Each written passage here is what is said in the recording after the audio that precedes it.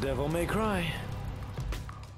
Hello and welcome to the newest video from Pretty Good Gaming. I'm Henry. I'm here with my boy Gaz. How you doing? My boy. Yo. We've been playing the brand new Devil May Cry 5 demo today. Oh yeah. First time it's out on PS4. They did another one for Xbox back in December. So and those devils be crying, I tell you. Aye. Those devils be crying when I got the controller. Yeah, you were screaming like, oh yeah, I finally got to Savage once you figured out what the style system means.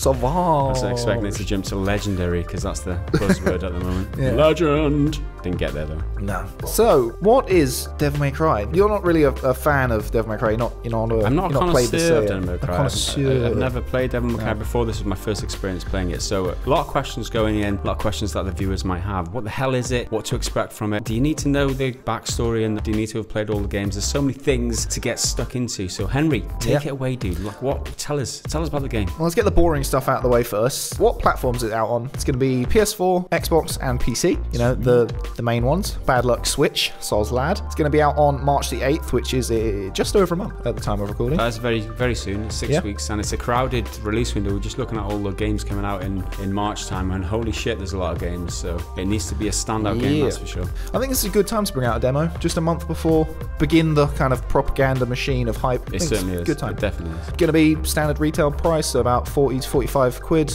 probably 60 to 60 something dollars, I guess. 60 US, yeah.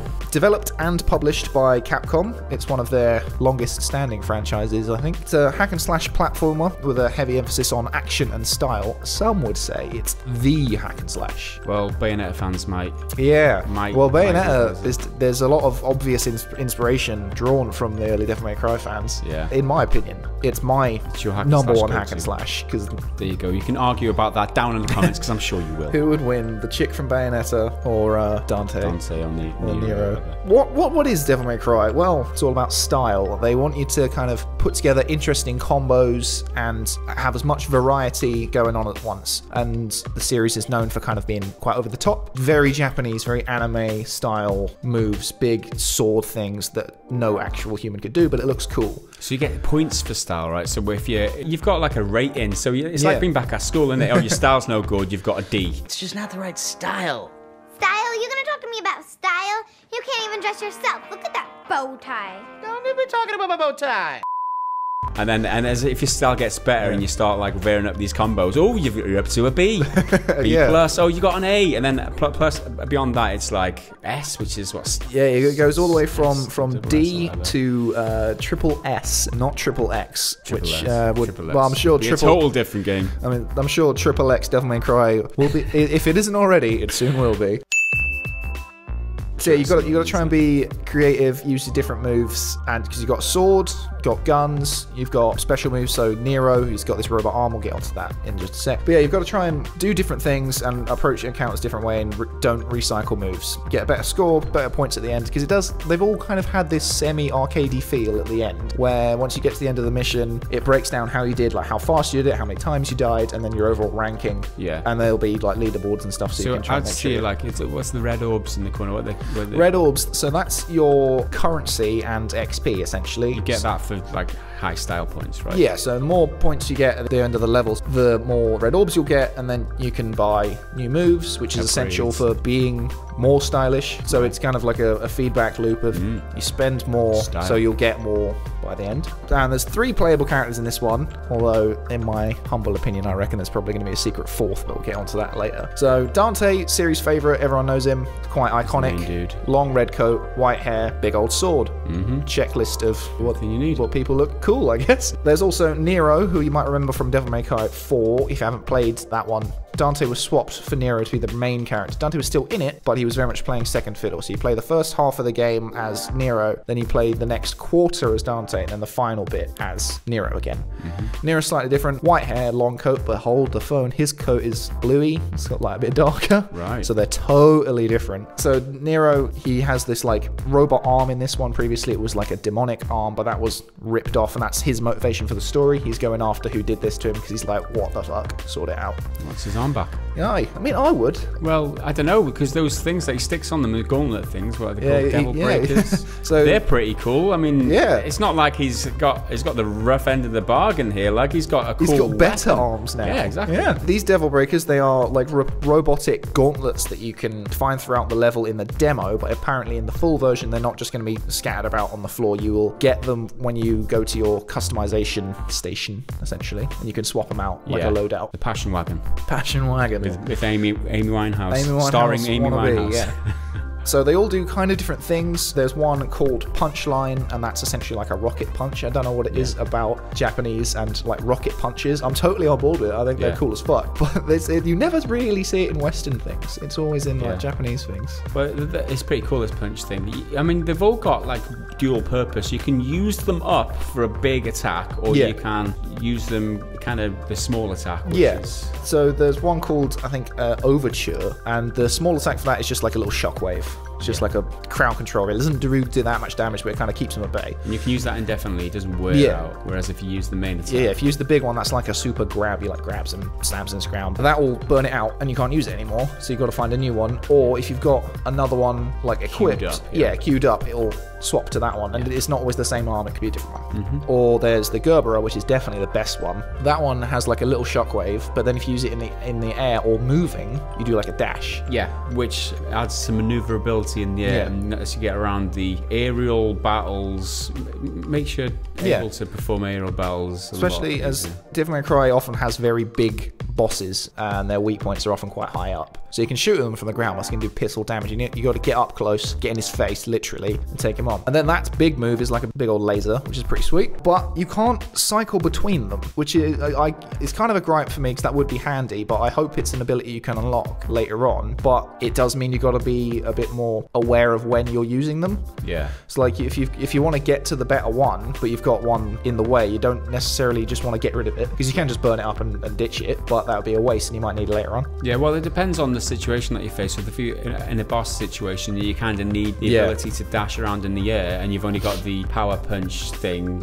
Then you might want to use that up to get to the next gauntlet, so you can use the ability, because these abilities are locked to these devil breakers. So. And they are key for Nero's combat. It's kind of built quite a lot around. However, it's not the same with the other characters, right? No, definitely not. So Dante, the series favourite, he plays more or less the same as he does for the past few games. Big old sword. He's got 2 guns, which are rapid fire. They're slightly less powerful than Dante's, but they fire much, much faster. He can get loads of different weapons, which are often called devil arms. When he kills one of the big demons or monsters, they'll then become this weapon. So I know there's one in this. He's a big old demon. He looks a bit like a knight, I think. He's kind of like metal and stands proud. He then, for some reason, turns into a motorbike. I mean, that's pretty... It's so convenient.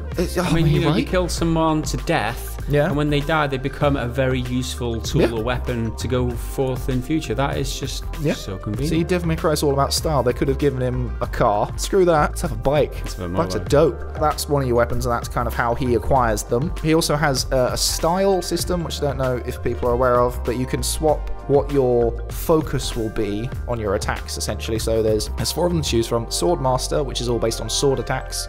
That'll give you an extra button to do a sword-based move, so you can combo differently with that. Gunslinger, similarly, you can do different things with your guns. Normally, you can then shoot in multiple directions or something like that, or do trick shots. There is Trickster, which is all about mobility, and you gain like an extra dash ability. You can do that in the air, you can do it on the ground. And there's Royal Guard, which is very defensive, and that's about blocking and countering, which is very helpful for more powerful foes and bosses and all that. Then there's Newcomer V. No one really knows much about V, but he seems like a real shifty little git, and he's kind of like a semi-gothic Jesus. Like, he's rolling around in sandals, he's got like long hair, he's got a cane. But from what I gather from his gameplay is he's all about summons, so he can summon these different creatures, do the fighting for him while he hangs back and is a bit more tactical and given the orders. More arranged kind of competent, I guess. Yeah, so we don't really know much about him, but I definitely don't trust him when it comes to Don't the trust story. that motherfucker. With the story, Capcom have been quite tight-lipped on what's going on because Devil May Cry, they're one of the games which are very gameplay focused, but also very story focused. The story's not necessarily this big grand thing, but it's Large important. element, yeah. It's very important to them. And from what we gather, Nero is going after the mysterious person who nicked his arm. Leave in the comments who you think that was. And V has employed Dante to find out why there's so many demons rocking around. Because Dante, his business is called Devil May Cry, and he's essentially pest control, but on a much larger scale if he's killing monsters. If you've got a rat infestation in your house, you call pest control. He'll come get rid of him. That's Dante. He's just a blue-collar worker. It's a very elegant story. It reminds me of Shakespeare in a way. You know, like ancient pest control. Yeah. He's a man of the people. He's working class. It is what it is. Let's kill these monsters, Yep. and let's just have a good reason take for them it. the F out. It is Devil May Cry 5, so it's the 5th in the series, and then there is the reboot as well. But I wouldn't say you necessarily have to play the others to have fun. You can definitely have fun here. That was my question going in. It's like I've not played any of the other ones. Having played the demo now, I'm quite confident that you don't need to play those because the majority of the gameplay is just fun to do anyway. And the story and the exposition that it gives you, I mean, it isn't heavy, and it's a very light story, and the characters are very quippy and light with what they're saying. So it doesn't feel like there's a whole ton of lore that you need to know going in. You will have a good time, or I will have a good time. That's the way I see it anyway. I will have a good time playing this game, and it'll be light enough to carry it through. Because killing monsters can be quite a heavy type of burdensome type of thing to do. But these guys, they love what they do. Yeah, that's it. It rolls off their backs like water off a duck's back. Yeah, so you can forget about the other ones, but I definitely recommend you try out particularly number 3 and 4, because that's when the combat gets way tighter. And the series has really stuck with that formula for Dante's gameplay anyway. And 4 in particular, because that's who people are. So Dante and Nero are both in that, so that will kind of frame who they are, what their relationship is, because in this, they have some history, and you may not know that. I don't necessarily think you need to know that, because you can just come in and be like, oh, they know who each other are. But I definitely think you can avoid the other ones, but I think you should play them anyway because they're pretty good. 3 and 4, they're really good. So what are our main takeaways from this demo before we wrap up? As a demo, I think it's great, because the similar problem I had with the Anthem demo is I thought it was a bad demo. The game was fun, but a bad demo. This is a very good demo because there's a clear section in the middle which has been cut. You walk into a room and you hit a load screen quite jarringly, and it's a bit like, oh, that's kind of zapped to a different area. Yeah, and then you go to this new place and fight more dudes. So as a demo, I think it's great. It's not too long. I could do with it being a little longer. 20 minutes, half an hour if you take your time. Because you got not a whole level, because there's a bit missing, but you got a level and then a boss fight at the end. So it's enough to kind of get a flavour of it. You can only play as Nero. You can't play as any of the other guys. Get a feel for the environments, for the characters, for the boss as well, the way the game's going to play. Some of the enemies, there's not a great variety of enemies. Yeah, not in this demo, but Devil May Cry generally do have a lot of enemy types. Like, you'll enter a new area and there'll be different things going on. This has given me a lot of confidence in the full game, because I was looking forward to it anyway, and I kind of knew how it would play because I haven't played the other ones, and this has reinforced all of that. It's not altered any of my expectations, it's just met them, and I'm like, okay, good, I am as hyped as I should be. But then there is the obvious microtransactions and pre-order nonsense, which we're not really going to get into here because we've done it before. Maybe we'll talk about it in the podcast later in the week. But I definitely think this is a great game, and certainly worth a look if you're into kind of third-person action games. Well, I definitely think it's worth downloading the demo. It's available today on the PS4 and Xbox from today and until I don't know when, but if you're listening to this today, then snap it up as soon as you can. It's definitely worth playing to check out whether you would appreciate this game or enjoy this game, because these type of hack and slash type of games, it can be very hectic and you have to press loads of buttons and you have to get your combos like right, and it's just too much for me sometimes. But I find that this was quite easy to pick up, although there's a big emphasis on combos. It doesn't feel like this demo throws too much at you at once, and it feels like it's easy to pull off and just go at your own pace a little bit. Yeah, and if you want it a bit easier, there's loads of difficulty modes anyway. Devil May Cry is quite known for that, but there's also this new, I can't remember what they call it, but it's just like assist mode, and you can switch that on and it just makes all the combos blend together a bit easier, and you can switch it on and off with the touch of a button. You don't have to go deep in a menu. It's called journalist mode, isn't it? Oh, I need to get my review done real fast. Let's just put it on super easy mode, but Saya did it on the hard difficulty.